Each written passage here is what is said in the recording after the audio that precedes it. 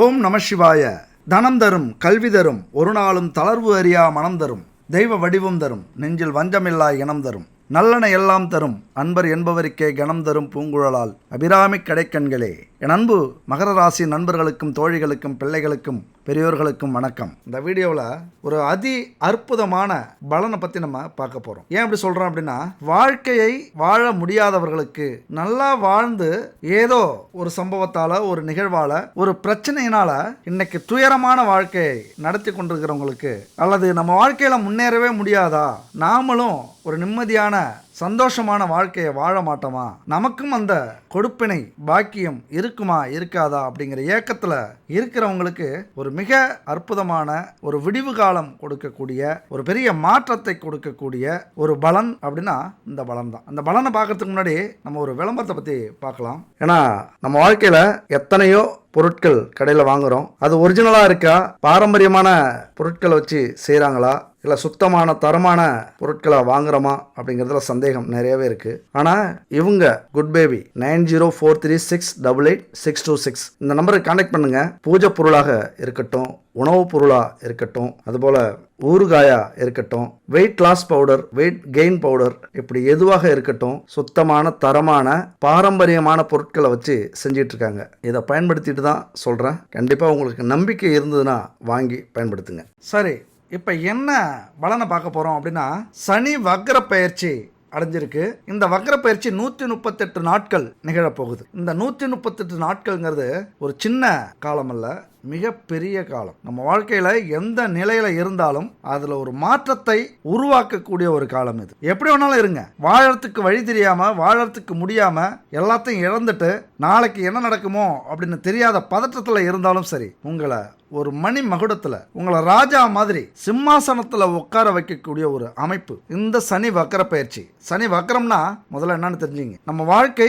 எந்த நிலையில் போயிட்டு இருக்கோ அப்படியே தலைகீழாக புரட்டி போடக்கூடிய ஒரு அமைப்பு தான் வக்ரம். ரொம்ப சந்தோஷமா இருக்கும், நிறைய சம்பாதிக்கிறோம், நம்மள மாதிரி சந்தோஷமா யாரும் இல்ல, ஜாலியா ஜெகஜோதியா இருக்கும் அப்படின்னா எச்சரிக்கை தேவை. ஆனா அதே நேரத்தில் வாழ்வா சாவாங்கிற போராட்டத்தில் இருக்கும் அப்படின்னா ஒரு அற்புதமான காலம் இது, உங்களுக்கான காலம். நான் வக்ர சனி அப்படிங்கிறது எப்பொழுதும் கிடைக்கக்கூடிய ஒரு அமைப்பு அல்ல. இந்த வக்ர சனி வந்தா மட்டும் நம்ம வாழ்க்கையில் ஒரு லாட்டரி விழுறது மாதிரி, ஒரு புதையல் கிடைக்கிறது மாதிரி, திடீர் அதிர்ஷ்டங்களை உருவாக்கக்கூடிய ஒரு அமைப்பு, திடீர் மாற்றத்தை நம்ம வாழ்க்கையில் ஏற்படுத்திடும். ஒரே நைட்ல ஃபேமஸ் ஆயிடலாம், அதுக்கு முயற்சி வேணும். அப்படியான ஒரு அமைப்பு தான் அந்த வக்ரம் அப்படிங்கிறது. எல்லாரும் ஈஸியாக நினைச்சிருவோம், ஆனால் அற்புதமான ஒரு அமைப்பு. ஆனால் அதே நேரத்தில் அதிர்ஷ்டமாவது இன்னொன்னாவது. முதல்ல நாங்கள் பிழைக்கிறோமான்னு பாருங்க. முதல்ல இந்த சூறாவளியிலேருந்து, இந்த துயரத்திலேருந்து, இந்த பிறவியிலேருந்து எங்களுக்கு விடுதலை கிடைச்சா போதும், இதிலேருந்து மீண்டு வந்தோம்னா போதும், நாங்கள் பெரிய ஆளெல்லாம் ஆக வேண்டாம். ஏன்னா நிறைய அனுபவிக்க ஆரம்பிச்சிருப்பீங்க. உங்களையும் அறியாமல், உங்களுக்கும் தெரியாமல், புரிஞ்சிக்கிறதுக்கு முன்னாடியே சில சம்பவங்கள்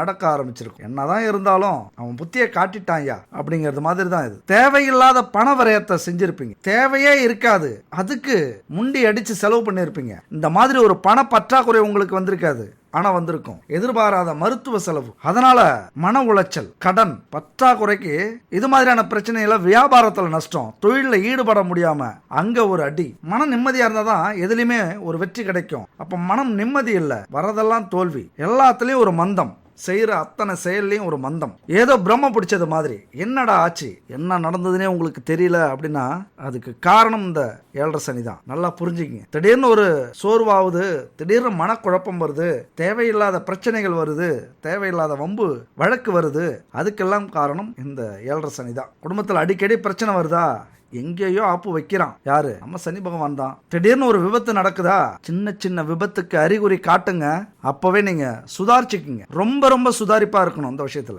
அப்படி சுதாரிப்பா இல்லாம சில பேர் கொஞ்சம் விபத்துல சிக்கி இருக்கிறதுக்கான வாய்ப்புகள் உண்டு. அப்படியே அலட்சியமா இருந்தாலும், எதுவுமே செலவு பண்ண மனசு இல்லாம பொத்தி பொத்தி வச்சிருந்தாலும், இப்ப ஒரு நோயை காட்டியிருக்கும், ஒரு விபத்தை காட்டியிருக்கும், ஒரு வம்பு வழக்க காட்டியிருக்கும், திடீர்னு தேவையில்லாத செலவினங்களை கொண்டு வந்து கொடுக்கும்.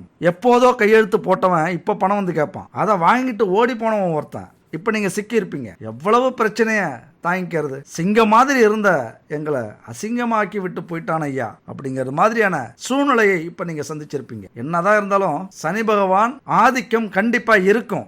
7.5 சனியினுடைய ஆதிக்கம் இருக்கும். வெளியில சொல்லாம வேணா அழுவலாம், அதனால கொஞ்சம் தைரியமா தான் இருப்பீங்க, வெளியிலாம் காட்டிக்க மாட்டீங்க. ஆனா உள்ளுக்குள்ளார ஒரு அதிர்வு இருக்கும், ஒரு பயம் இருக்கும். ஆனால் இந்த பயப்பட வேண்டிய அவசியமே இல்லை. ஏன்னா சனி பகவான் எப்பொழுதுமே நம்மளை அடிக்க போறாரு, நம்மளை வதைக்க போறாரு, நம்மளை கஷ்டப்படுத்த போறாரு அப்படின்னா அதற்கான தகுதியையும் வலிமையையும் முன்பே கொடுத்து விடுவார். அவருடைய பெயர்ச்சியை பார்த்தாலே உங்களுக்கு தெரியும். முதல்ல தொழில் சனியா வருவாரு, அப்புறம் லாப சனியா வருவாரு, அடுத்தது விரயச்சனியா தான் வருவார். அப்ப என்ன பண்றாரு? தொழிலை கொடுத்து அல்லது வேலை கொடுத்து அதுல லாபத்தை கொடுத்து அடுத்தது அதுல விரயத்தை கொடுப்பார். இங்கதான் அவருடைய சுயரூபம் உங்களுக்கு தெரியும். அதனாலதான் அவருடைய அடி பலமா இருக்கு. நான் கொடுத்துட்டேன், கொடுத்து தான் அடிக்கிறேன், நீ தாங்கக்கூடிய வலிமையை அடைஞ்சே ஆகணும், அதுக்காகத்தான் நான் உனக்கு முன்னாடியே கொடுத்துட்றேன். இப்ப அழுனா எப்படிப்பா? சனி பகவானாலே அப்படிதான், கொடுத்து விட்டுத்தான் அதற்கான இழப்பையும் அதற்கான துன்பத்தையும் துயரத்தையும் வலியையும் அவர் கொடுப்பார். அப்பதான் நம்ம சுதாரிச்சுக்கணும். சரி, கொடுக்கும் போதெல்லாம் அலட்சியமா இருந்துட்டோமே, அப்பெல்லாம் இந்த ஜோதிடம் தேவைப்பட்டிருக்காதே, நமக்கு தேவைப்படாம போயிடுச்சே, பார்த்துருக்கலாமே.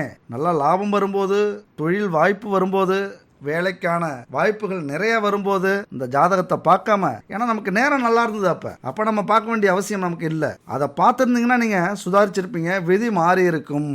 உங்க விதி மாறக்கூடாதுன்னா உங்களை பார்க்க விடாது இது மாதிரியான ஜோதிட அமைப்பை. இப்ப பாக்குறீங்க, பரவாயில்ல, இப்பவும் ஒண்ணு கெட்டு போகல, அப்படியே மயக்கம் போட்டு விழுந்தே கிடந்துடாத, எழுந்திரி அப்படின்னு சொல்லக்கூடியதான் இந்த வக்ர பயிற்சி. இந்த வக்ர பயிற்சி ஒரு அற்புதமான அமைப்பு. இந்த காலகட்டத்தில் நீங்க எது செஞ்சாலும் சரி, அப்படியே எதுலெல்லாம் உங்களுக்கு ஒரு அவமானம் கிடைச்சதோ, தோல்வி கிடைச்சதோ, இழப்பு இருந்ததோ அல்லது பறி போச்சோ, எல்லாத்துலயும் ஒரு பாசிட்டிவா நடக்க போகுது. அது அப்படியே மறுபடியும் செய்யுங்களேன். அதுல ஒரு பாசிட்டிவ் இருக்கும், அதுல ஒரு ஏற்றம் இருக்கும், அதுல ஒரு வெற்றி இருக்கும், அதுல ஒரு முன்னேற்றம் இருக்கும். அப்படியான அமைப்பு தான் இந்த வக்ர சனி பயிற்சி. இந்த வக்ர சனி பயிற்சி காலகட்டத்தில் தேவையில்லாத ஒரு விஷயத்தை செய்ய வச்சு வீண் பழிக்கு ஆளாகக்கூடிய அமைப்பும் உருவாகும். எச்சரிக்கை. முன்னேற்றத்தை தடுக்கிறதுக்கு நிறைய பேர் காத்திருப்பாங்க, அவங்கள்ட்ட இருந்து சொடுக்கு போட்டு தப்பிப்பீங்க. வேலை செய்யறவங்களே கெடுக்க நினைக்கிறாங்க, கெடுக்கிறாங்க அப்படின்னு புரிஞ்சுப்பீங்க. இது வரைக்கும் ஏன் இப்படி நடந்தது, அதற்கான அடிமுடியை காணுவீர்கள், அதற்கான வேரை கண்டுபிடிப்பீங்க. இப்ப களை எடுப்பீங்க. இது வரைக்கும் பழிச்சுக்கிட்டு இருந்த அந்த தந்திரம்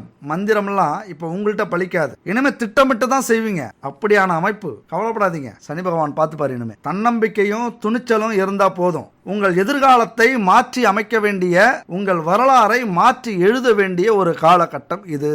இனிமே பரபரப்புக்கு பஞ்சமே இருக்காதுங்க. ஆரம்பிக்கலாமா அப்படிங்கிறது மாதிரி தான். ஆரம்பிச்சிட்டீங்க. ஏன் இவ்வளவு தைரியமா தன்னம்பிக்கையோட சொல்றேன் அப்படின்னா, முதல்ல சனி பகவான் யாருன்னு கொஞ்சம் புரிஞ்சுக்கிங்க. நிறைய பேர் சொல்லியிருப்பாங்க, தெரிஞ்சிருக்கும். தெரியாதவங்களுக்கு சொல்றேன். ஒரு நீதிமான், தர்மக்காரகன் யாரு? சனி பகவான். மனிதன் செய்யற ஒவ்வொரு செயல்களுக்கும் பலனை கொடுக்கக்கூடிய கிரகம். அப்ப ஒவ்வொரு செயலுக்கும் அப்படின்னா, நல்லது செஞ்சா நல்லது, கெட்டது செஞ்சா கெட்டது, நாம எப்படி செய்யறோமோ அதற்கான பலனை கொடுக்கக்கூடிய ஒரே கிரகம் இந்த சனி கிரகம். நீதி, நேர்மை, தர்மம் இப்படிலாம் யாராவது கடைபிடிக்கிறீங்க அப்படின்னா உங்களுக்கு சனி பகவானுடைய ஆதிக்கம் இருக்கு, அருள் இருக்கு அப்படின்னு அர்த்தம். இதுல யாருக்காவது நீதி, நேர்மை, தர்மம் இல்லாம இருக்கு அப்படின்னா சனி பகவானுடைய ஆதரவு, அருள் இல்லை அப்படின்னு அர்த்தம். அப்ப நல்லதும் கெட்டதும் இரண்டின் தாக்கமும் சனி பகவானால் இருக்கும். அதுவும் அதிக அளவு இருக்கும். நீங்க எந்த அளவுக்கு ஒரு விஷயத்துல வீரியத்தோட செயல்படுறீங்களோ அந்த அளவுக்கு பலனும் இருக்கும். ஆனா உடனே எதிர்பார்க்க முடியாது. அதுதான் சனி பகவான்கிட்ட பிடிக்காத ஒரே விஷயம்.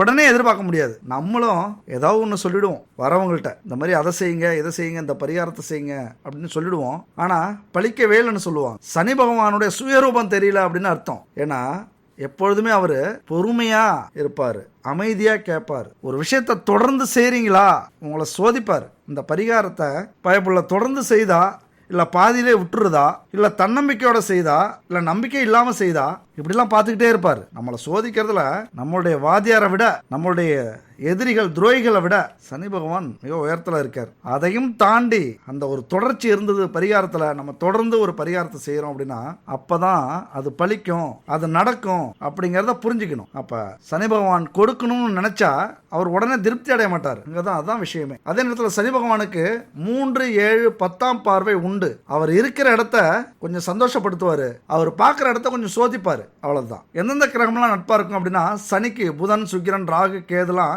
நட்பு கிரகம். சூரியன், சந்திரன், செவ்வாய் பகை கிரகம். அப்ப அதுக்கேற்ற மாதிரி தான் நமக்கு பலனையும் கொடுப்பார். இங்க பாருங்க, நமக்கு நல்லதும் கெட்டதும் ஏன் வருது அப்படின்னா இதை பொறுத்து தான் நீங்க தெரிஞ்சுக்கணும். நட்பு கிரகத்தை பார்க்கும் போதோ அல்லது கூட பயணிக்கும் போதோ, கூட இருக்கும் போதோ நல்லது செய்வாரு கூட சேர்ந்துக்கிட்டு.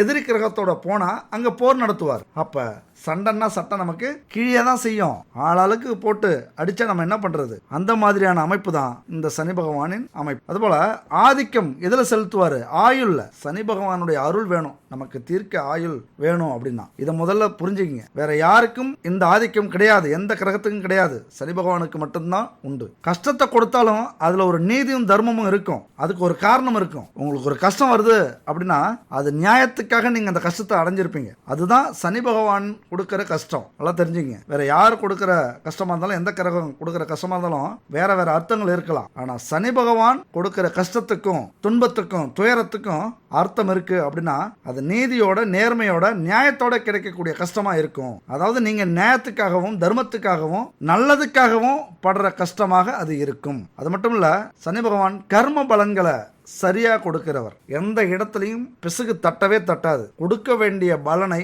கொடுத்தே தீர்வார். ஆனால் தர்மம் பண்றோம் அப்படின்னா அந்த பலனை எப்படி கொடுப்பார் தெரியுமா?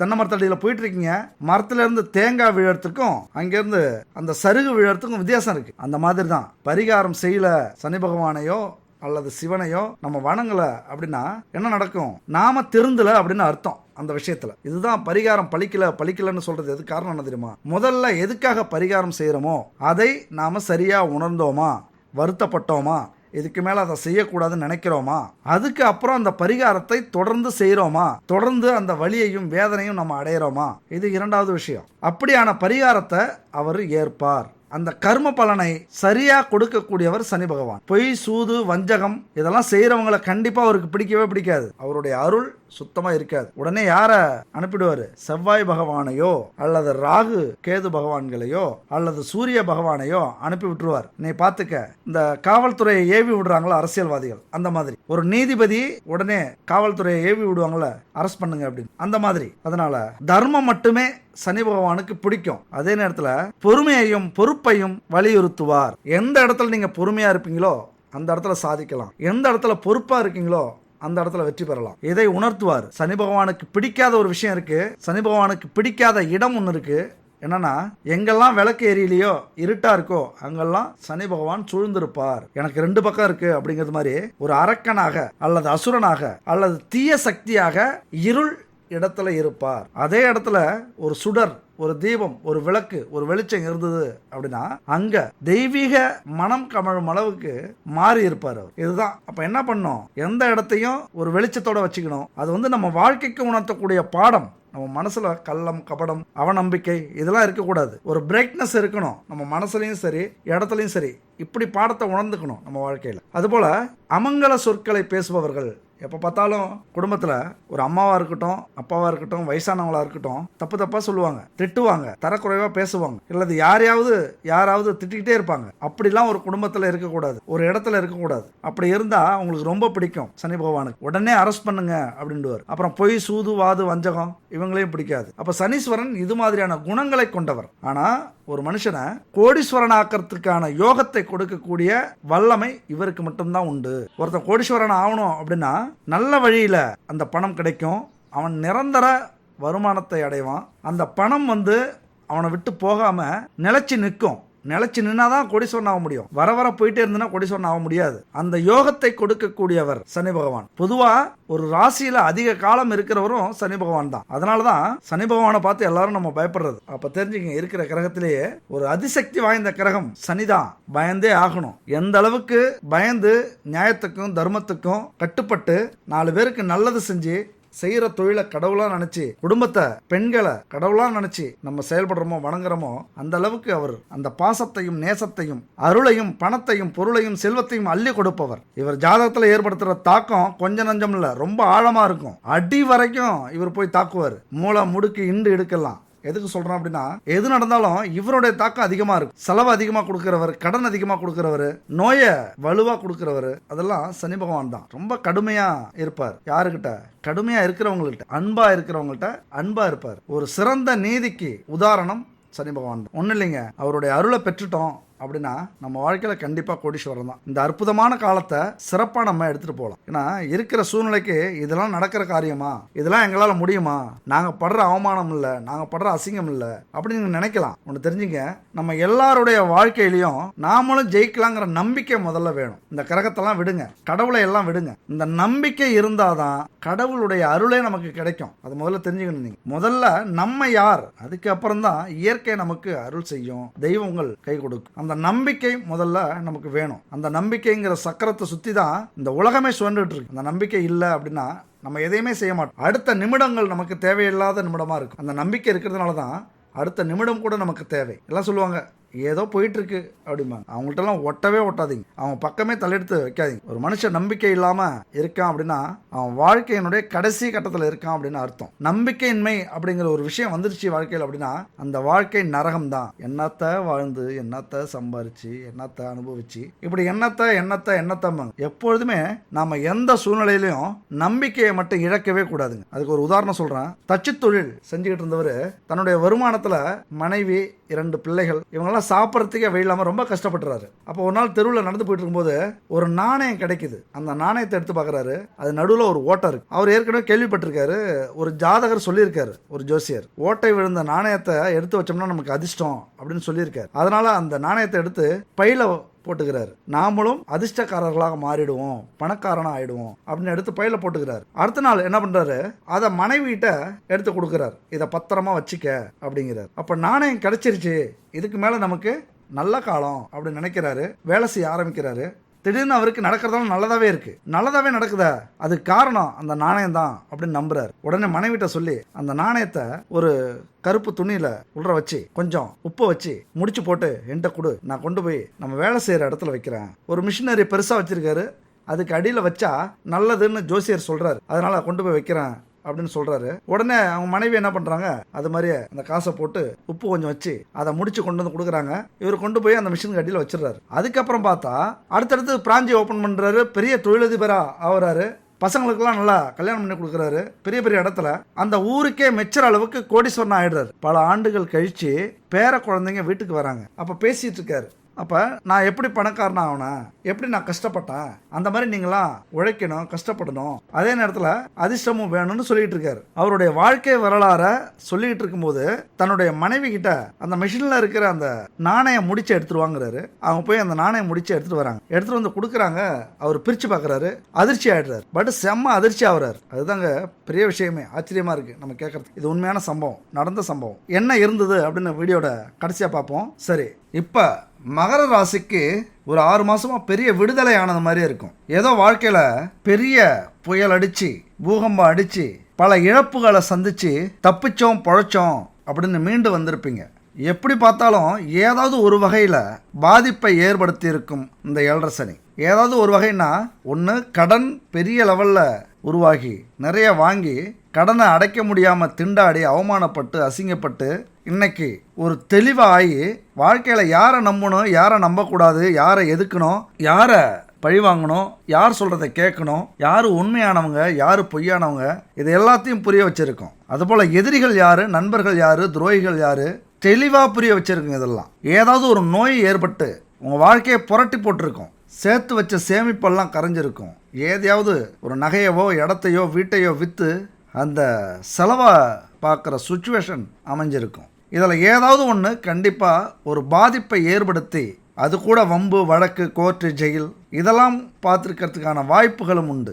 இப்படி ஏதாவது ஒன்று சந்தித்து தப்பிச்சோம் பொழைச்சோன்னு மீண்டு வந்த என் அன்பு மகர ராசி நண்பர்களுடைய வாழ்க்கையில் உங்களது அதிபதி சனி பகவான் முடிஞ்ச வரைக்கும் இன்னொரு 15-20 வருஷத்துக்கு உங்களை கஷ்டப்படுத்தக்கூடாது, உங்களுக்கு சகாயமாக இருக்கணும் அப்படிங்கிற நோக்கில் இப்போ சனி பகவான் முயற்சி ஸ்தானத்தில் இருக்கிறார். ஆனால் அதே நேரத்தில் இந்த வக்ர சனி பயிற்சி ஏதாவது செஞ்சிருமோ, ஏதாவது பிரச்சனையை கொடுத்துருமோ அப்படிங்கிற பயம் கூட உங்களுக்கு இருக்கலாம். முதல்ல பயப்படாதீங்க, கவலைப்படாதீங்க, பதட்டப்படாதீங்க, குழப்பமே ஆகாதீங்க, மிக தெளிவாக இருங்கள். இந்த வக்ர சனி பயிற்சி ஒரு பொற்காலத்தை உங்களுக்கு கண்டிப்பாக கொடுக்கும். இந்த 138 நாட்கள் உங்கள் வாழ்க்கையில் பொற்காலத்தை பார்க்கக்கூடிய ஒரு நாள். இது வரைக்கும் மந்தமாக போயிட்டு இருந்த சில முயற்சிகள், சில வேலைகள் இதெல்லாமே இப்போ வேகமாக உருவெடுக்க ஆரம்பிக்கும். ஏன்னா 3ஆம் இடத்தில் அமர்ந்து கடந்த காலத்தை கொஞ்சம் கசப்புள்ளதா, மோசமானதா, துன்பமானதா இருந்த வாழ்க்கை, மனக்காயங்கள் எல்லாமே கொஞ்சம் மருந்து போட்டு ஆற வைக்கிறது மாதிரி இந்த சனி பகவான் தன்னுடைய முயற்சி ஸ்தான இடத்துல அமர்ந்து கொஞ்சம் வருடி விடுவார். கொஞ்சம் அசுவாசப்படுத்திக்கிங்க. அடுத்தது என்ன செய்யணும்?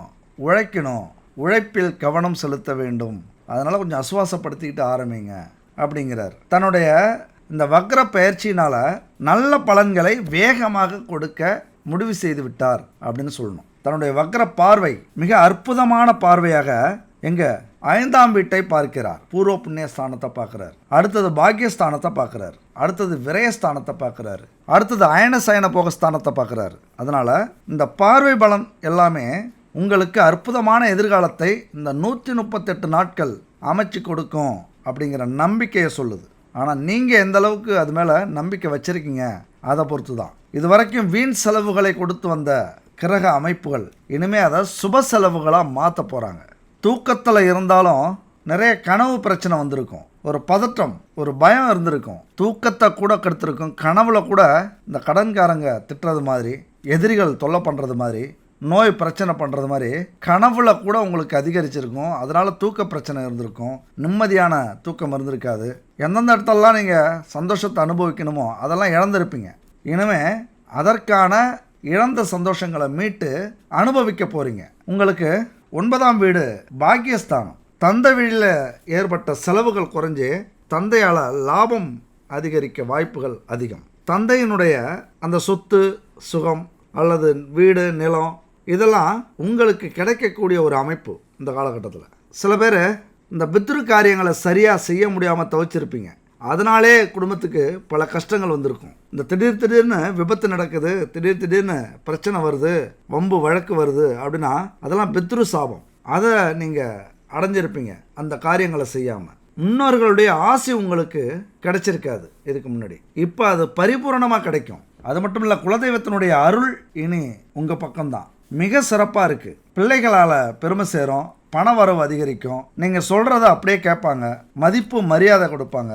இது வரைக்கும் மகரம்னாலே ஊரில் மட்டும் இல்லை, வீட்டில் கூட யாரும் சொல்கிறத கேட்க மாட்டாங்க. அந்த மரியாதை இருக்காது, இந்த கௌரவம் இருக்காது. என்னத்தை சாதிச்சிட்டிங்க, என்னதான் குடும்பத்துக்காக உழைச்சாலும் உயிரை கொடுத்தாலும் தூங்காமல் வேலை செஞ்சாலும் என்னத்தை சாதிச்சிட்டிங்க அப்படிங்கிற பேர் தான் உங்களுக்கு கிடச்சிருக்கும் இது வரைக்கும். ஆனால் இப்போ தான் இனிமே தான் நீங்கள் யார், உங்களுடைய திறமை என்ன, நீங்கள் வாங்கி வந்த வரம் என்ன, உங்களுடைய அதிர்ஷ்டம் என்ன, இப்படி நிறைய விஷயங்களை இனிமே தான் இந்த உலகத்துக்கு மட்டும் இல்லை, உங்கள் வீட்டுக்கும் உங்கள் சமுதாயத்துக்கும் நீங்கள் வேலை தொழில் செய்கிற இடத்துக்கும் காட்ட போகிறீங்க. ஏன்னா குலதெய்வத்தின் அருள் பரிபூர்ணமாக கிடைச்சாலே நீங்கள் யார், உங்களுடைய குலம் கோத்திரம் என்ன, உங்களுடைய கௌரவம் என்ன, இதெல்லாமே தெரிய ஆரம்பிக்கும். அதனால் பரிபூர்ணமாக உங்களுக்கு குலதெய்வத்தின் அருள் இந்த 138 நாளில் கிடைக்கும். ஏன் அப்படின்னா உங்களது பூர்வ புண்ணிய ஸ்தானத்தை, உங்களது குலதெய்வ வழிபாட்டுக்குரிய ஸ்தானத்தை சனி பகவான் வக்ர பார்வையினால் பார்க்குறாரு. பூர்வீகம் சம்மந்தப்பட்ட பிரச்சனைகள் முடிவுக்கு வரும். அதனால் நிலத்தில் பிரச்சனை இருந்ததுன்னா, வீட்டில் பிரச்சனை இருந்ததுன்னா, குலதெய்வம் எதுனே தெரியாமல் இருந்ததுன்னா, அல்லது முன்னோர்களின் சாபம் இருந்ததுன்னா அதற்கான தீர்வுகள் எல்லாமே அடுத்தது உங்களுக்கு குறைஞ்சிக்கிட்டே இருக்கும். அதுபோல் நிலம், வீடு, வண்டி, வாகனம் இதெல்லாம் வாங்கக்கூடிய அமைப்பு நிறைய உண்டு. மனப்பூர்வமாக சொல்கிறேன், நிறையவே உண்டு. உங்களுக்கு கோவில் பணியை எடுத்து செய்வீங்க. உங்களுக்கு உங்கள் குலதெய்வ கோவிலிருந்து நியூஸ் வரும், இந்த மாதிரி திருவிழா நடத்துகிறோம், இல்லைனா இந்த மாதிரி கும்பாபிஷேகம் நடத்துகிறோம், இல்லைனா இந்த மாதிரி ஒரு சிலை வடிவமைக்கிறோம், இந்த மாதிரி ஒரு மகுடம் கட்டுறோம், அதுக்கு உதவி பண்ணுங்க அப்படின்னு உங்களுக்கு நியூஸ் வரும். அந்த மாதிரி அமைப்பு வந்தது, அழைப்பு வந்ததுன்னா தடுக்காமல் தடை சொல்லாமல் ஏற்றுக்குங்க. உங்களால் முடிஞ்ச ஒரு உதவியை செய்யுங்க.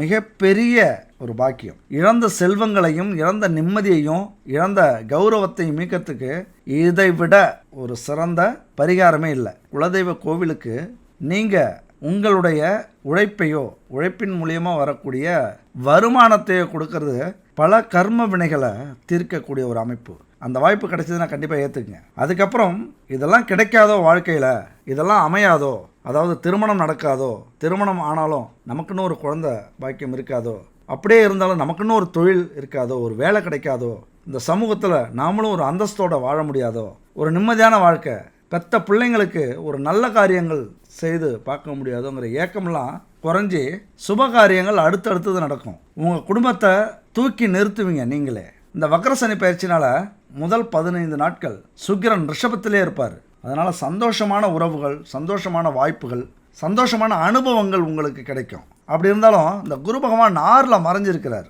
அதையும் மறந்துடாதீங்க. அப்போ புதிய கடன்கள் வாங்கும் போதும், புதிய தொழில் ஆரம்பிக்கும் போதும், புதிய உறவுகளை பார்க்கும் போதும் ஒரு முறைக்கு பல முறை யோசித்து செய்யுங்க. ஏன்னா இதன் மூலயமா உங்களுக்கு அவமானம், அசிங்கம், கௌரவ இழப்பு, நஷ்டம் இதெல்லாம் வரக்கூடிய வாய்ப்புகள் உருவாகும், மறைஞ்சிரும். அது மட்டும் இல்லை, சுக்கிரன் குரு சேர்ந்திருந்தாங்க, அதாவது எப்போ வக்ர பயிற்சி ஆரம்பிக்கிற அந்த நாளில். அதனால் ஆடம்பர செலவுகள் அதிகரிக்கும். தனது தகுதிக்கு மீறிய, ஆசைக்கு மீறிய, குடும்பத்துக்கு மீறிய, வரவுக்கு மீறிய செலவு செய்து ஆடம்பரத்தை அனுபவிக்கக்கூடிய ஒரு அமைப்பு. கண்டிப்பாக அனுபவிப்பீங்க, ஆனால் அங்கே யோசித்து அனுபவிக்கணும். எதையுமே அதற்கான வருமானம் கடனே வாங்கி செஞ்சாலும் அதை அடைக்கக்கூடிய வருமானம் இருக்கா, அந்த பிளானோட ஒவ்வொரு விஷயத்தையும் நீங்கள் செய்யணும். தேவையில்லாமல் யாருக்கிட்டையும் வாக்குவாதம் பண்ணாதீங்க, வாக்கு கொடுக்காதீங்க, கையெழுத்து போடாதீங்க. முக்கியமாக மனசில் இருக்கிறத வெளிப்படையாக பேசாதீங்க. பேசுனீங்க அப்படின்னா ஒன்று இழப்பு வரும், இல்லைன்னா கெட்ட பெயர் வரும், இல்லைன்னா பிரச்சனை வரும். மன கஷ்டங்கள், மன வருத்தங்கள் அதிகரிக்கும். உறவுகளுக்குள்ளார, நண்பர்களுக்குள்ளார, கணவன் மனைவிக்குள்ளார. உங்கள் ராசிக்கு 4-11 செவ்வாய் சாதகமாக இருக்கார். எங்கே இருக்காருன்னா பாக்கியஸ்தானத்தில் இருக்கார். மனசில் தைரியம் அதிகரிக்கும். பிரச்சனைகளுக்கு உரிய முடிவை தைரியமாக எடுப்பீங்க. எதுக்குமே யோசிக்க மாட்டீங்க. ஒரு பிரச்சனை நடக்குது அப்படின்னா தைரியமாக முடிவு எடுத்து அந்த பிரச்சனையை முடிப்பீங்க.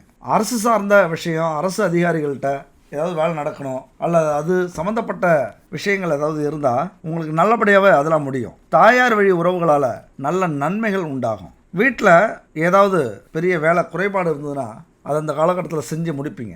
உங்களை பொறுத்த வரைக்கும் வீட்டில் ஏதாவது வாஸ்து குறைபாடு இருந்ததுன்னா அதை சரி பண்ணிக்கிங்க. சில வாஸ்து குறைபாட்டாலே நமக்கு உடல்நல பிரச்சனை வரும், உள் நோய் வரும், உடல் உறுப்புக்குள்ளார இருக்கிற அமைப்பில் நோய் வரும். ஏன்னா எல்லாமே இந்த கிரகங்கள் தாக்கம் அதிகரிக்கிறதுனால அது சம்மந்தப்பட்ட உடல் உறுப்புகளில் பிரச்சனைகள் வரும். அதனால் வாஸ்துலாம் சரியாக இருக்கா, குடும்பத்தில் எந்நேரமும் பிரச்சனை நடக்குது, நோய் வருது, விபத்து நடக்குது, சண்டை வருது, அல்லது நிம்மதியான வாழ்க்கை இல்லை, குடும்பத்தில் எந்நேரமும் ஏதாவது ஒரு சஞ்சலம் இருக்குது அப்படின்னா முக்கியமாக வாஸ்து பிரச்சனை கூட அமையலாம். அந்த வாஸ்து பிரச்சனை எப்படி வரும்னா நம்ம ஜாதகத்தில், அந்த ஜாதக கட்டத்தில் அந்த அமைப்பு இருந்துன்னா அது விட்டு கொடுக்காது. அதை சரி பண்ணிக்கணும். அது நம்ம நேரங்காலம் பார்த்து அதற்குரிய வாஸ்து பரிகாரங்களை செஞ்சுக்கிட்டோம் அப்படின்னா அந்த வாஸ்துவும் சரியாகும். அதன் மூலியமாக நடந்த உடல்நல பிரச்சனை, குடும்ப பிரச்சனை அதுவும் சரியாகும். சூரியன் தன்னுடைய சொந்தமான 8ஆம் வீட்டில் கேதுவோட மறைஞ்சிருக்கிறார். மனசில் தேவையில்லாத பயம் வந்துட்டு போகும். உடலில் வெப்பம் அதிகரிக்கும், சின்ன சின்ன பிரச்சனையை கொடுக்கும். நிறைய தண்ணி குடிங்க, எதுக்குமே பயப்படாதீங்க. முடிஞ்சால் யமனை வணங்குங்க, மனசில் நினச்சிக்கிங்க. சிவபெருமானையும் யமனையும் பயம் வரும்போது நினச்சிக்கிட்டீங்க அப்படின்னா அந்த பயம் போகும், அந்த துணிச்சல் வரும், உங்களுக்கு தன்னம்பிக்கை ஏற்படும். இந்த காலகட்டத்தில் நிறைய பணவரவு உங்களுக்காக காத்திருக்கு. ஏன்னா பாக்கியஸ்தானத்தை பார்க்குறாரு. மறைவு ஸ்தானத்திலிருந்து குரு பார்த்தாலும் 10ஆம் வீடு, 12ஆம் வீடு, 2ஆம் வீட்டை குரு பகவான் பார்க்குறாரு. மறைவு வீட்டிலேருந்து பார்க்குறாரு. ஏதாவது மறைமுக உறவு கிட்ட இருந்து வருமானம் வர வாய்ப்பு உண்டு. மறைமுகமான தொழில் செய்கிறீங்க அப்படின்னா வாய்ப்பு உண்டு. சட்டத்துக்கு புறம்பான தொழில் செய்ய வைக்கும். இங்கே தான் நீங்கள் எது தேவை, எது தேவையில்லை அப்படின்னு தேர்ந்தெடுக்கணும். நிறைய வாய்ப்புகள் வரும் மறைமுகமான வேலை செய்யறதுக்கு. கோடி கோடியாக கிடைக்குன்னு சொல்லுவாங்க, ஆசை காட்டுவாங்க. இந்த விஷயத்தில் கவிழ்ந்துடாதீங்க. உங்களுக்கு தேவைகள் நிறையா இருக்கும். விட்டதை பிடிக்கணும் அப்படின்னு தப்பான வழியில் போகிறதுக்கு மனசு சொல்லும். இங்கே என்ன நீங்கள் புரிஞ்சுக்கணும், மறைவு ஸ்தானத்திலிருந்து தொழில் வீட்டையும் தனம் வாக்கு குடும்ப வீட்டையும் பார்க்கும்போது நீங்கள் மாற்றி யோசிங்க. எது செஞ்சாலும் நேர்மையான தொழில் செய்யுங்க. அதே நேரத்தில் யாருக்கிட்டையும் சொல்லாதீங்க என்ன செய்ய போகிறோம், ஒரு தொழிலில் என்ன செய்ய போகிறோம், எப்படி லாபம் வரப்போகுது, அதை என்ன செய்ய போகிறோம், அதை எப்படி பயன்படுத்த போகிறோம், அந்த சீக்கிரட்டை மட்டும் சொல்லாமல் வச்சுக்கிங்க. அதை மறைவாக நம்ம வச்சுக்கணும். மற்றபடி மறைவான தொழில் வேலை செய்கிறோம் அப்படின்னா அங்கே எப்படி பார்த்தாலும் சனி வக்கர பயிற்சி இப்போ கொடுக்கும். இந்த 2.5 ஆண்டுகளுக்கு அப்புறம் அது என்னாகும், உங்களுடைய லக்னத்தை குரு பகவான் பார்க்கும். அதே நேரத்தில் 6வது வீட்டை சனி பகவான் பார்க்க ஆரம்பிச்சிடுவார். அடுத்த 2.5 ஆண்டுகளுக்கு அப்புறம் அங்கே நடந்த குற்றங்களை வெளி உலகத்துக்கு கொண்டு வந்து அதை பழி தீர்க்க முடிவு செஞ்சிருவார். அதனால தான் தவறான பாதையில் சம்பாதிக்கிறவங்க சில நாட்களுக்கு அப்புறம் சிக்கிக்கிறது. அந்த தவறான பாதையில் சம்பாதிக்கும் போது கிரகங்கள் சரியாக இருக்கும், எல்லாமே சரியாக நடக்கும். இந்த சனி பகவான் கொடுக்குற இடத்துல கொடுத்துக்கிட்டு இருப்பார். சரி, இதுதான் கிடைக்குதே, எந்த வழியில் சம்பாரிச்சான்னா பணம் கிடைச்சா போதும், தப்பான வழியோ சரியான வழியோ பணம் கிடைக்குதா அப்படின்னு நினச்சிட்டு நம்ம அதில் செஞ்சுக்கிட்டே இருப்போம். திடீர்னு சனி பகவான் 5ஆம் வீட்டில் இருக்கும்போது பணம் வருது அப்படின்னா 6ஆம் வீட்டுக்கு போகும்போது நம்மளை காட்டி கொடுத்துருவார். இப்படி தான் சிக்கிக்கிறது சில பேர். தப்பு செஞ்சு சிக்கிக்கிற கிரகம் எல்லாமே இப்படி தான் இருக்கும். அதனால் நிறைய வருமானம் வருது, நிறைய வாய்ப்புகள் வருதுன்னு தவறான பாதையில் இறங்காதீங்க. இந்த ஆடம்பர விஷயங்களுக்காக கடன் வாங்காமல் தொழிலுக்காகவும் முக்கிய பிரச்சனைக்காகவும் கடன் வாங்கலாம். கடன் வாங்க வைக்கும். ஆனாலும் ஆடம்பர விஷயம் எங்கே எப்படி இருக்கணும், அதுதான் நம்ம பண்ணுற தப்பெல்லாம். ஆடம்பரத்துக்காக கடன் வாங்குவோம், முக்கியமான செலவுக்கு கடன் வாங்க மாட்டோம், தயங்குவோம். ஏன்னா அது தேவையில்லை. ஆடம்பரம் தானே ஒரு ஈர்ப்பு. இங்கே சிந்திக்கணும். நீங்கள் ஆடம்பரமான விஷயங்களுக்கு கடன் வாங்காமல் தன்னுடைய உழைப்பினால் அந்த ஆடம்பரத்தை அனுபவிக்கும் போது அதில் தாங்க ஒரு சுகம், அதில் தாங்க ஒரு கெத்து. எப்படி நிறைய பேரை பார்த்துருக்கோம், கல்யாணம் பண்ணிவிட்டு புது பைக்கில் போவாங்க பொண்ணு மாப்பிள்ளை. இல்லைனா மாப்பிள்ளை என்ன பண்ணுவார், புது பைக்கில் போவார், புது காரில் போவார். எப்படி, நாம் தான் பெரிய ஆள், கொஞ்சம் கூட வெக்கம் இல்லையா, எதுக்கே நம்மளாம் ஆம்பளைன்னு, ஏன் நம்ம ஆம்பளையாக இருக்கணும்? கல்யாணம் பண்ணுற அந்த காலம் வந்ததுன்னா என்ன பண்ணோம், அதுக்கு முன்னாடியே நம்ம உழைச்சி ஒரு கடன் வாங்கியாவது வாகனத்தை வாங்கி ஓட்டி காட்டிடணும், ஓட்டி பார்த்துடணும். தயவு செஞ்சு ஒரு ஆணாக இருந்தால் திருமண வீட்டில் ஒரு பைசா கேட்காதீங்க. அவங்களா மனசு வந்து அவங்களால என்ன முடியுமோ அதை பெத்த பிள்ளைங்களுக்கு போட்டு அனுப்புவாங்க. ஏன்னா அந்த குடும்பத்தை விட்டு பிரித்து அனுப்புறதே பெரிய விஷயம், அதுவே பாவம், அதுவே ரொம்ப சோகமான ஒரு விஷயம். அதுலேயும் பணம் காசு பொருள் கேட்டு அவங்கள கஷ்டப்படுத்தி அதை வாங்கி கொடுத்து அதில் நம்ம கெத்தாக வாழ்கிறது ஒரு விஷயமா? அதுதான் ஆண்மைக்கு அழகா? அதே மாதிரி பெண்களை பற்ற அப்பாவுக்கு நம்ம சொல்ல வேண்டியதில்லை, அப்பா அம்மாவுக்கு அவங்களுக்கு தெரியும், அவங்களும் ஒரு புள்ள தான். அதை உணர்ந்து பையனாக இருந்தாலும் பொண்ணாக இருந்தாலும் சமமாக செஞ்சு விடுங்க. பாதி போட்டு அனுப்புங்க, பாதி எழுதி வைங்க பிள்ளைக்கு. நீங்கள் ஒரு உதாரணமாக இருங்க. இது ஒரு சிறந்த பரிகாரங்க. இப்போ நான் சொல்கிறது தாக்கி பேசணுங்கிறதுக்காக இல்லை, உங்கள் மனசை வருத்தப்படணும் அப்படிங்கிறதுக்காக இல்லை. இது ஒரு பரிகாரம், வாழ்வியல் பரிகாரம். நாம் படுற கஷ்டத்துக்கெல்லாம் போய் சாமியை கும்பிட்டுட்டு வீட்டில் சூடம் ஏற்றி வச்சுட்டா பரிகாரம் ஆயிடாது. வாழ்வியல் பரிகாரம் அப்படிங்கிறது தான் நம்முடைய கர்ம வினையை 100க்கு 100% கழிக்கும். நல்லா புரிஞ்சுங்க. நான் கெத்தாக சொல்லுவேன், நல்லா புரிஞ்சுங்க. அறிவுரை சொல்கிறேன்னு நீங்கள் நினச்சிட்டாலும் பரவாயில்ல, இதை நல்லா புரிஞ்சுங்க. வாழ்வியல் பரிகாரம் அப்படிங்கிறது ரொம்ப முக்கியம். எந்த நேரத்துலையும் எந்த காலகட்டத்திலையும் நம்முடைய உறவுகளுக்கு, எந்த உறவாக இருந்தாலும் சரி, தாய் தந்தை அண்ணன் தம்பி அக்கா தங்கச்சி மாமா மச்சான் பங்காளி உறவுக்காரங்க உறவு முறைக்காரங்க பொண்ணு எடுத்த வீட்டில் பொண்ணு கொடுத்த வீட்டில் எந்த உறவாக இருந்தாலும் வாழ்வியல் பரிகாரம் தான் முதல் பரிகாரம். 100% நம்முடைய கர்ம வினையை தீர்க்கக்கூடிய பரிகாரம். என் அன்பு நண்பர்களே, தோழிகளே, இந்த காலகட்டத்தில் எதிர்பாராத செலவுகள் வரும், வீண் விரயங்கள் வரும். அதை சமாளிக்கக்கூடிய தன்னம்பிக்கை, தைரியம், வாய்ப்பு, உதவிகள் உங்களுக்கு கிடைக்கும். பொருளாதார பிரச்சனைகள் வரும், அதை எப்படி சமாளிக்கணும் அப்படிங்கிற பக்குவமும் கிடைக்கும். மன அமைதி இல்லாமல் இருக்கும், மனச்சோர்வு ஏற்படும். ஆனால் அதே நேரத்தில் தன்னம்பிக்கை அதிகரிக்கும். அந்த மனச்சோர்வையும் அமைதியின்மையையும் அடித்து விரட்டுவீங்க. எங்கே பார்த்தாலும் வாக்குவாதம் இருக்குங்க இந்த காலகட்டத்தில். அதெல்லாம் ஒரு தப்பு இல்லை. வேலை செய்கிற இடத்துல, தொழில் செய்கிற இடத்துல பிரச்சனை இருந்துகிட்டு தான் இருக்கும். சரி, இங்கே தான் பிரச்சனை, வீட்டில் போய் நிம்மதினா அங்கேயும் வாக்குவாதம், பிரச்சனை, சண்டை, சச்சரவு, கருத்து வேறுபாடு, இதெல்லாம் இந்த காலகட்டத்தில் இருக்கும். ஆனால் அதையும் தாங்கிக்கிற வலிமை இருக்குல்ல, அதைத்தான் இந்த வக்ரசனி கொடுப்பார். திடீர் பயணம், திட்டமிடாமல் போய் விரயத்தில் போய் நிற்கிறது, அதில் தடை ஏற்படுறது, ஏதாவது விபத்து நடக்கிறது, தாமதங்கள் வர்றது, இதெல்லாம் நடக்கும். ஆனால் சுதாரிச்சுப்பீங்க, அதிலிருந்து மீண்டு வரக்கூடிய பாடத்தை கற்றுக்கொள்வீங்க. அதனால தான் சொல்றது, இந்த ஏழரை சனிங்கிறது எல்லா அனுபவத்தையும் கொடுத்துரும். எந்த ஒரு முடிவையும் எடுக்கிறதுக்கு முன்னாடி நிறைய யோசிப்பீங்க பாருங்க. ஏன்னா அடிபட்டாச்சு, இனிமே அவசரப்படுறதுல அர்த்தமே இல்லை, ஒன்னும் ஆயிட போறதில்ல. எப்படி அவசரப்பட்டு செஞ்சு என்னத்த சாதிச்சோம்? பொறுமையும் நிதானமும் சிந்தித்து செயல்படக்கூடிய விஷயமும் என்னைக்குமே தோத்ததே இல்லை. அது இருந்துட்டா போதும், எடுத்து வைக்கிற அத்தனை விஷயத்திலையும் வெற்றி தான். அதை உணர்த்துவார் சனி பகவான். அதனாலதான் சனியை மந்தன்னு சொல்லுவாங்க. எல்லாரும் சொல்றதுதான், எல்லாருடைய பார்வையும் அப்படிதான் இருக்கும். ஆனா பொறுமையா யோசிப்பாரு. அதை ஆழமா இருக்கும், சிறப்பா இருக்கும். அடித்தளம் நல்லதுனா எது, கெட்டதுனா எது, எதனால நமக்கு எதிரி அதிகரிக்கிறாங்க, ஏன் நமக்கு நஷ்டம் வருது, ஏன் குடும்பத்துல பிரச்சனை வருது, அத்தனை ஞானத்தையும் இந்த காலகட்டத்தில் கொண்டு வந்து கொடுப்பார். தர்மம்னா என்ன, கருணைனா என்ன, இதெல்லாம் புரிஞ்சுப்பீங்க. தானா நீங்க சுத்தமா மாறி போயிடுவீங்க. தானாவே உங்க வாழ்க்கையில அந்த மாற்றத்தை ஏற்படுத்துவார் சனி பகவான். இந்த காலகட்டம் எவ்வளவு பெரிய கோபக்காரர்களாக இருந்தாலும் அதை தடுத்து நிறுத்தக்கூடிய அமைப்பு. இனிமே நிதானமா யோசிச்சு புரிஞ்சுப்பீங்க. கோபம் இனிமே இங்க உதவாது, கோபத்தால பல இழப்புகளை பார்த்தாச்சு, இனிமே நிதானமா இருந்து நமக்கான வெற்றியை இங்க பதிவு செய்யணும் இந்த உலகத்துல அப்படிங்கிற ஒரு வெறி வந்துடும், அப்படிங்கிற ஒரு உண்மை தெரிஞ்சிடும். கோபமெல்லாம் பறந்து போயிடும். ஒரு மனசுல ஒரு அமைதி, பொறுமையா இருந்து சாதிக்கணும், மௌனமா இருந்து சாதிக்கணும், அமைதியா இருந்து சாதிக்கணும் அப்படிங்கிற ஒரு கலையை கற்றுக்கொள்ளக்கூடிய ஒரு காலகட்டம். அது மட்டும் இல்ல, இந்த தியானம், யோகா இதெல்லாம் இனிமே தெரிஞ்சுப்பீங்க பாருங்க. தியானம், யோகாக்கெல்லாம் மிகப்பெரிய வலிமை இருக்கு. கொஞ்ச நேரம், ஒரு மணி நேரம் தினமும்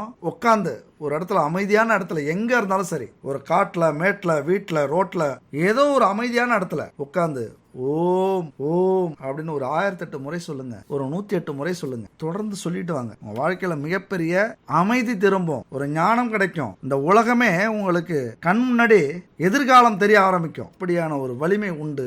உங்க மனசை உங்களுக்குள்ளார கட்டுப்படுத்திப்பீங்க. இப்படிலாம் யோசிப்பீங்க. இனிமே நாம கோபத்தை கட்டுப்படுத்துறதுக்கு என்ன பண்றது? இந்த கோபம் தான் நம்மளை இந்த இடத்துக்கு கொண்டு வந்து விட்டது. இதனாலதான் இன்னைக்கு கஷ்டப்பட்டு இருக்கோம். அதெல்லாம் புரியும் உங்களுக்கு. பல குழப்பங்கள் தீரக்கூடிய ஒரு காலகட்டம். நிறைய முடிவுகளை எடுப்பீங்க, நிறைய மனிதர்களை புரிஞ்சுப்பீங்க. யார் நல்லவன், யார் கெட்டவன், யார் யோகியன், யார் அயோக்கியன், யார் திருடன், யார் போலீஸ், இது எல்லாத்தையும் புரிந்து கொள்ளக்கூடிய ஒரு காலகட்டம் இது. உலகத்தில் திருடர்கள் சரி பாதி, ஊமைகள் குருடர்கள் அதில் பாதி, கழகத்தில் பிறப்பதுதான் நீதி, மனம் கலங்காதே மதி மயங்காதே, கலங்காதே மதி மயங்காதே, என்னதான் நடக்கும் நடக்கட்டுமே. அதனால எதுக்குமே மயங்காதீங்க, எதுக்குமே தயங்காதீங்க. எல்லாரும் சொல்றதையும் காதுல கேட்டுக்கிட்டு குழப்பத்துல ஆழ்ந்து போகாதீங்க. தைரியமா இருங்க, துணிச்சலா இருங்க. நீங்க என்ன பாதையை தேர்ந்தெடுக்கிறீங்களோ அதுதான் உங்க பாதை. அந்த பாதையில தான் நீங்க உங்க வரலாற எழுதணும். சில பேர் வாழ்க்கையை மாத்தணுமா, தொழிலை மாத்தணுமா, இதெல்லாம் யோசிப்பீங்க. உங்களுக்கு இறைவன் கொடுத்த வேலையாக இருந்தாலும், தொழிலாக இருந்தாலும், துணையாக இருந்தாலும், மனைவியாக இருந்தாலும், அம்மா அப்பாவாக இருந்தாலும், உங்களுக்கு கொடுத்த இந்த பாக்கியங்களின் வழியை நீங்க சாதிப்பீங்க. அதுதான் உங்க விதி. தன்னம்பிக்கை மட்டும் இருந்தா போதும். சனிக்கிழமை எல் தீபம் ஏத்துங்க சனி பகவானுக்கு. அவருடைய கருணை அப்படியே கிடைக்கும். வீட்டில் இருந்தாலும் சரி, கோவிலுக்கு போயிடுங்க. மனசு கஷ்டமா இருக்கு, சிவன் கோவிலுக்கு போங்க, எல் தீபம் ஏற்றி வைங்க. சிவன் முன்னாடி ஒரு 10 நிமிஷம் உட்காந்து ஓம் சொல்லுங்க, மன கஷ்டத்தை சொல்லுங்க. அப்படியே வெளியில வந்து 4 பேருக்கு ஏதாவது உணவு வாங்கி கொடுங்க, உடை வாங்கி கொடுங்க, தானம் செய்யுங்க. சனிக்கிழமை உங்களால முடிந்த தானம், அல்லது எள் உருண்டை, இந்த மாதிரி உருண்டைகள், கருப்பா இருக்கிற உணவு உருண்டை எதெல்லாம் இருக்கோ அதெல்லாம் வாங்கி கொடுக்கலாம். சனியினுடைய கோபத்தை தணிக்கும். முடிஞ்சா வயசானவங்களுக்கு, முடியாதவங்களுக்கு மருத்துவ உதவி செய்யுங்க. அப்புறம் சிவபெருமானை என்னைக்குமே வணங்குறது நல்லது. சனி பகவானுடைய ஆதிக்கம் அல்லது கஷ்டம், குடும்பத்தில் துயரம் இருந்தது அப்படின்னா சிவபெருமானை எங்கே இருந்தாலும் தேடி தேடி போய் வணங்குங்க. அதிகபட்சம் சிவனை வணங்குறதுக்கு எல்லாரும் பயப்படுவீங்க. அதிக பேர் யாரும் வணங்குறதே இல்லை சிவபெருமானை. அத்தனை தெய்வங்களுக்கும் முழுமுதற் கடவுள் சிவனே. ஆனால் நாமெல்லாம் முழுமுதற் கடவுளா விநாயகரை வணங்கணும் அப்படிங்கிறது சிவனுடைய ஆணை. அதனால எப்பொழுதுமே சிவபெருமானை வணங்குறவங்க என்னைக்குமே தாழ்ந்து போக மாட்டாங்க, சோர்ந்து போக மாட்டாங்க, தோல்வியா நினைக்க மாட்டாங்க, வீழ்ச்சியா நினைக்க மாட்டாங்க. அவங்களுக்கு என்னைக்குமே பிரச்சனையா தெரியாது. வலி கூட ஒரு சுகம். எப்படி வலி கூட ஒரு சுகமா இருக்கும். சிவபெருமானை வணங்கணும்னா சுகமே சுகம்தான். அந்த சுகத்தை உணர்ந்தாதான் தெரியும். இந்த மாதிரி காட்டு கத்துனாலும் தெரியாது. அப்புறம் இந்த தொழில், வியாபாரம் இதெல்லாம் நஷ்டம் இல்லாமல் உயரணும் அப்படின்னா, நல்லா வளர்ச்சி இருக்கணும் அப்படின்னா இந்த பரிகாரத்தை செய்யுங்க. ஒரு பெரிய தொழிலதிபராக இருந்தாலும் சரி, ஒரு பெரிய நிறுவனத்தில் ஒரு உயர்ந்த அந்தஸ்தில் இருக்கிறீங்க அப்படின்னாலும் சரி, அல்லது உயர் பதவி கிடைக்கணும் அப்படின்னாலும் சரி, வியாபாரியாக இருந்தாலும் சரி, ஒரு கலையில் முதலிடத்துக்கு வரணும், இப்போ சினிமாவில் முதலிடம் வரணும், மீடியாவில் முதலிடம் வரணும், மருத்துவத்துறையில் முதலிடம் வரணும், கன்ஸ்ட்ரக்ஷன் துறையில் முதலிடம் வரணும், இப்படி தொழில் துறையில் முதலிடம் வரணும் அப்படின்னா இந்த பரிகாரத்தை தயவு செஞ்சு செய்யுங்க. இது ஒரு அற்புதமான பரிகாரம். அனுபவத்தில் செஞ்சு கிடைச்ச பரிகாரம். தொழில் இருந்தாதான் நம்ம வாழ்க்கை சிறப்பாக இருக்கும். அந்த தொழிலுக்கு உரியவர் சனி பகவான், கர்மக்காரகன். தொழிலில் நஷ்டம் இருந்தாலும், லாபம் இருந்தாலும், வேலை போனாலும் வந்தாலும் சனி பகவான் தான் அதுக்கு காரணம். அவருடைய அருள் வேணும். அதுக்காக இந்த பரிகாரத்தை செய்யுங்க. தினமும் காலையில் குளிச்சுட்டு, ஆண்களாக இருந்தால் வேட்டி கட்டிக்கங்க, துவைச்ச துணியை உடுத்திக்கங்க. பெண்களாக இருந்தால் அதே மாதிரி துவைச்ச சேரியை கட்டிக்கங்க. அதாவது ஆண்கள் கைலியை கட்டிக்கிறதும் லுங்கி கட்டிக்கிறதும், பெண்கள் இந்த சுடிதார் அல்லது நைட்டி இதோட கும்பிட்றதும் வச்சுக்காதீங்க. ஏன்னா கடவுளுக்கு கொடுக்குற மரியாதை. உங்கள் வீட்டுக்கு மகாலட்சுமி வரணும் அப்படின்னா இந்த வேஷ்டியும் சேலையும் தான் அந்த பக்குவத்தை கொடுக்கும், அந்த அழகை கொடுக்கும், அந்த மங்களகரமான ஒளியை நம்ம உடம்புக்கு கொடுக்கும். இதை எப்பொழுதுமே புரிஞ்சுக்கிங்க. ஆண்களாக இருந்தாலும் பெண்களாக இருந்தாலும் காலையில் இந்த மாதிரி குளிச்சுட்டு நல்லா ட்ரெஸ் பண்ணிக்கிட்டு பெண்கள் வீட்டில் இருந்தீங்க அப்படின்னா பச்சரிசி மாவால் வாசப்படியில் கோலம் போடுங்க. வெறும் கட்டியாலையும் பவுடராலையும் கோலம் போடாதீங்க. பச்சரிசி மாவு அரைச்சி கோலம் போடுங்க. அதற்கான சக்தியே வேற. மகாலட்சுமியவும் 33 தேவர்களையும் நம்ம வீட்டுக்கு வரவேற்கிற அந்த தன்மை அது. சந்தோஷமாக வீட்டுக்குள்ளார வருவாங்க. அதே போல் பூஜை அறையிலையும் கோலம் போட்டுங்க. பச்சரிசி மாவால் கோலம் போட்டுங்க.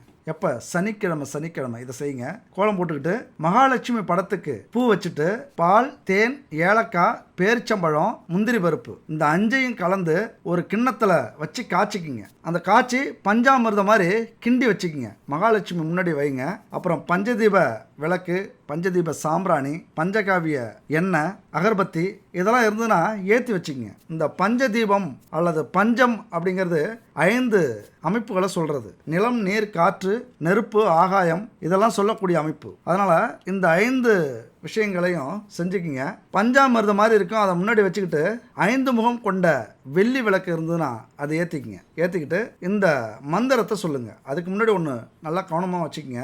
வீட்டை சுத்தம் பண்ணி இந்த புகை இருக்குல்ல, நாம் ஏற்றக்கூடிய அகர்பத்தி, சாம்பிராணி புகை வீடு முழுவதும் பரவட்டும். ஒரு அருமையான வாசனையை கொடுக்கட்டும். அப்போ தான் எதிர்மறை சக்திகள் வீட்டில் இருந்து போகும். அதெல்லாம் பரவட்டும். இப்படி பஞ்சகாவியத்தில் செஞ்ச விளக்கு, சாம்பிராணி, அகர்பத்தி கிடைக்கல அப்படின்னாலும் அதுபோல் கோலமாவு கட்டி இவங்கள்ட்ட இருக்கு. யாருக்கிட்ட? Good baby 9043688626. இவங்கள்ட்ட கோலமாவு கட்டியா இருக்குது. 9 பூஜை பொருட்கள் கலந்து அரிசி கோலமாவு கட்டியை செஞ்சு வச்சிருக்காங்க. பச்சரிசி கோலமாவு கட்டி. அதை வாங்கி நீங்க கரைச்சிக்கிட்டாலே போதும். தினமும் கரைச்சி கோலம் போடலாம். அன்னன்னைக்கு கரைச்சிக்கிட்டு இருக்கிற வேண்டிய அவசியமே இல்லை. நாம எல்லாரும் அதுக்கு மலைச்சிக்கிட்டு தான் என்ன பண்றோம்? ஒரு பவுடரை வாங்கி, கலர் பவுடரை வாங்கி, மண் பவுடரை வாங்கி வீட்டில் கோலம் விட்டுட்டு இருக்கோம். அதுக்கு மலைச்சிக்கிட்டு தான். அந்த பிரச்சனையை இவங்க தீர்க்கிறாங்க. 1 கிலோ கட்டி வாங்கி வச்சுட்டீங்க அப்படின்னா எப்படியும் ஒரு 2 மாதம் வரும். கொஞ்சம் கொஞ்சமாக அந்த கட்டியை எடுத்து நீங்கள் கோலம் போட்டுகிட்டே இருக்கலாம். அதுவும் இதுக்கு மேலே தை, மார்கழி மாதம்லாம் வருது. எப்பொழுதும் இனிமேல் கோலம் போடுற காலகட்டம் வரப்போகுது. இன்னொரு 6 மாதத்துக்கு வாசலில் கோலம் போட்டே ஆவீங்க.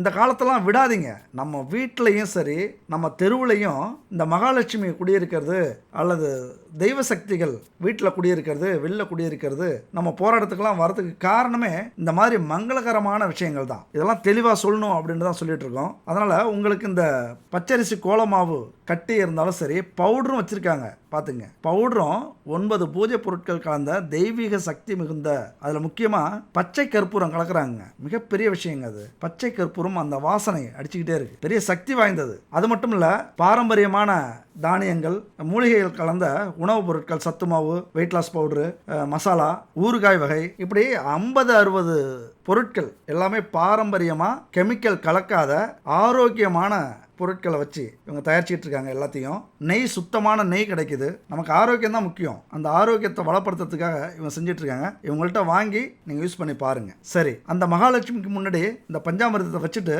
தீபம் ஏற்றிங்க. சூட சாம்பிராணி ஏற்றுக்கிட்டு குலதெய்வத்தை வணங்குங்க, விநாயகரை வணங்குங்க, இஷ்ட தெய்வங்களை வணங்குங்க. அடுத்தது இந்த மந்திரத்தை சொல்லுங்க. நீலாஞ்சன சமபாசம் ரவிபுத்திரம் யமாக்ரஜம் சாயா மாத்தாண்ட சம்பூதம் தம் நமாமி சனைச்சரம் அப்படிங்கிற இந்த மந்திரத்தை சொல்லுங்க. இது சக்தி வாய்ந்த மந்திரம். கஷ்டங்களையும் தடைகளையும் கவலைகளையும் தீர்க்கக்கூடிய ஒரு அற்புதமான மந்திரம். இதை உச்சரித்தாலே எவ்வளவு பெரிய தடையாக இருந்தாலும் சரி, சவாலாக இருந்தாலும் சமாளிக்கலாம். வாழ்க்கையில் என்ன பிரச்சனை இருந்தாலும் அதுக்கு ஒரு விடிவு காலம் நமக்கு கிடைச்சிடும். அதுக்கு ஒரு வழி கிடைச்சிடும். அதை தாங்கக்கூடிய வலிமை கிடைச்சிடும். மோதக்கூடிய தைரியத்தை கொடுக்கும். எது நடந்தாலும் நடக்கட்டும், பார்த்துக்கலாம் அப்படிங்கிற தன்னம்பிக்கையை கொடுக்கும். நேர்மறை ஆற்றலை அதிகரிக்கக்கூடிய ஒரு மந்திரம் இந்த மந்திரம். அது மட்டும் இல்லை, மகாலட்சுமி படத்துக்கு நெய்வேத்தியம் செஞ்சுட்டு அந்த நெய்வேத்தியத்தை என்ன பண்ணுறீங்க?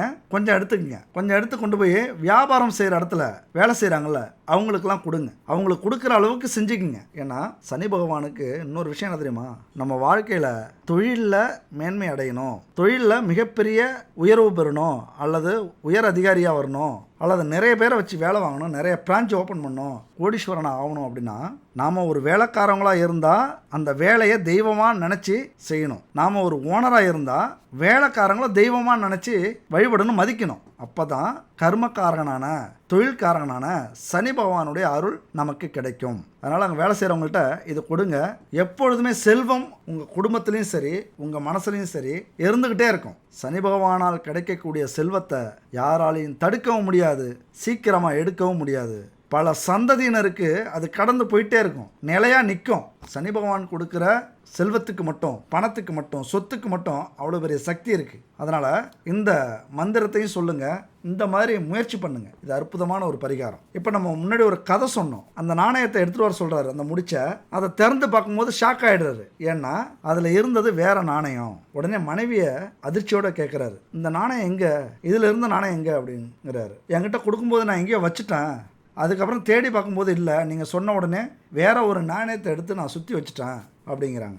இது எப்போ நடந்ததுன்னு கேட்குறாரு. நீங்கள் நாணயம் ஃபஸ்ட் டைம் கொடுத்தீங்களா அப்போவே தொலைஞ்சு போச்சு அப்படிங்கிறாங்க. அப்போ அவருக்கு பெரிய ஆச்சரியமாக இருக்குது. அமைதியாக யோசிக்கிறாரு. உண்மையிலேயே அதிர்ஷ்டம் கொடுத்தது அந்த நாணயம் இல்லை, தன்னுடைய நம்பிக்கை தான் அப்படிங்கிறத உணர்றாரு. முன்பை விட உற்சாகத்தோடும் நம்பிக்கையோடும் செயல்படுறாரு. இங்கே ஒன்று புரிஞ்சுக்கணும். அப்போ ஜோதிடர் தானே அதை சொன்னார், அதை நம்பக்கூடாதா அப்படின்னு கேட்பீங்க. இன்னொரு விஷயத்தையும் இங்கே புரிஞ்சுக்கிங்க. அந்த ஜோதிடர் சொல்லலை அப்படின்னா அந்த நாணயத்தை அவர் எடுத்தே வச்சிருக்க மாட்டார். இதை புரிஞ்சுக்கணும். எல்லாரும் இங்கே தான் அறிவியல்ங்கிறாங்க. அந்த ஜோதிடர் சொல்லனா இவர் எடுத்து பயில வைப்பாரா?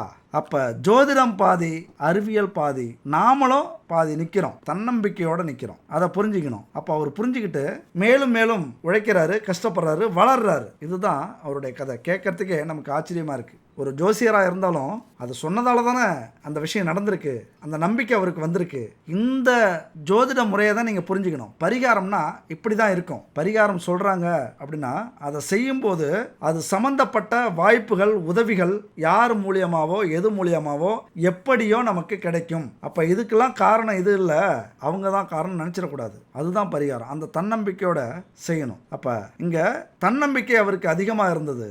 இப்போ அந்த தன்னம்பிக்கை நமக்கு பிறக்கும் போதே இருக்காது, படிப்படியாக தான் நம்ம வளர்த்துக்கணும். முதல்ல நாமளே நேசித்தோம் அப்படின்னா அந்த தன்னம்பிக்கையும் தானாக வளரும், நல்ல ரிசல்ட் கிடைக்கும். நம்மளுடைய எண்ணம் இருக்குல்ல, அதை எப்பொழுதுமே இளமையாக வச்சுக்கணும். இளமையாக வச்சுக்கணும்னா எதையுமே தாங்கும் இதயத்தோட, எதையுமே எதிர்க்கிற வலிமையோட அந்த நம்பிக்கையை வச்சுக்கிட்டோம் அப்படின்னா எவ்வளவு பெரிய பிரச்சனை வந்தாலும், கஷ்டம் வந்தாலும், துன்பம் வந்தாலும் அதை நம்ம சமாளிக்கக்கூடிய வாய்ப்பு நமக்கு கிடைக்கும். இப்பெல்லாம் விரும்பினது உடனே கிடைக்கல அப்படின்னா சோர்வடைஞ்சிடுறது, ஜோசியர் சொன்னது நடக்கல அப்படின்னா திட்டுறது, நாம் நினச்சது அப்படியே நடக்கணும் அப்படின்னு நினைக்கிறது, கஷ்டப்பட்டா உடனே கிடைச்சிடணும் அப்படின்னு விரும்பப்படுறது அப்படின்னு நினைக்கிறது. அந்த எண்ணத்தை கைவிட்டுட்டு நமக்கு என்ன தோணுதோ அதை தொடர்ந்து செய்யணும். நாம் எது செஞ்சாலும் மகிழ்ச்சியாக இருக்கா அதை செய்யணும். ஒரு இசையை கேட்கறது, ஒரு விருப்பமான உணவை சாப்பிட்றது, ஆசைப்படுற இடத்துக்கு போகிறது, சின்ன சின்ன சந்தோஷங்களை நீங்கள் கையாளுங்க. வாழ்க்கையில் எப்பொழுதுமே நேராக நிமிர்ந்து நடங்க. யாருக்காவது கை கொடுக்குறீங்க அப்படின்னா ஸ்டெடியாக கை கொடுங்க.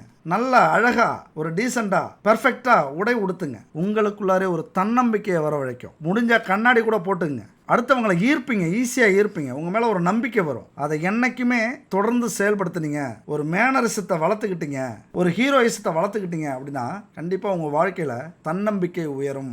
4 பேர் மதிப்பாங்க. முதல்ல திட்டுவான், எப்படி போகிறான் பாரு, எப்படி நடக்கிறான் பாரு, ஓவராக இருக்க, முதல்ல திட்டுவான். அது அப்படியே பழகிடும், அப்புறம் பிடிக்க ஆரம்பிச்சிடும். அப்படி தானே உலகத்தில் எதுவுமே ஆரம்பத்தில் எல்லாருக்குமே பிடிக்காது ஒரு விஷயம், பழக பழக அப்புறம் பிடிச்சிடும். அந்த மாதிரி உங்களை நீங்களே தாழ்வாக நினச்சிக்காதீங்க. என்றைக்குமே வெளியில் புலியாக தான் இருக்கணும். ஒரு சிங்கம் மாதிரி நடங்க. உங்களுடைய செயல்பாடுகளை எதையுமே தாங்குற இதயம் மாதிரி, எதையுமே துணிஞ்சு செய்கிற ஒரு வீரன் மாதிரி அமைச்சிக்கிங்க. உள்ளுக்குள்ளார பயம் இருக்கட்டும், ஆனால் வெளியில் காட்டிக்காதீங்க. நம்ம வெளியில் புலி, வீட்டுக்குள்ளே பூனையாக இருக்கணும். ஆண்களாக இருந்தாலும் பெண்களாக இருந்தாலும், யாருக்கும் ஆண்களுக்கு மட்டும் சொல்ல, பெண்களுக்கும் இதே தான். உங்களை நீங்களே வளர்த்துக்குங்க. அதனால் நம்ம ஏழையாக பிறந்தாலும் வாழ்க்கையில் பணக்காரனாக மாறுறோமா அல்லது ஏழையாகவே இருக்கிறோமா, அது மாறுறதும் நிலையாக இருக்கிறதும் நாம் செய்கிற செயலால், நாம் வச்சிருக்கிற நம்பிக்கையால். இதுதான் உண்மை. அடுத்த ஒரு அற்புதமான வீடியோவில் சந்திப்போம். நன்றி, வணக்கம்.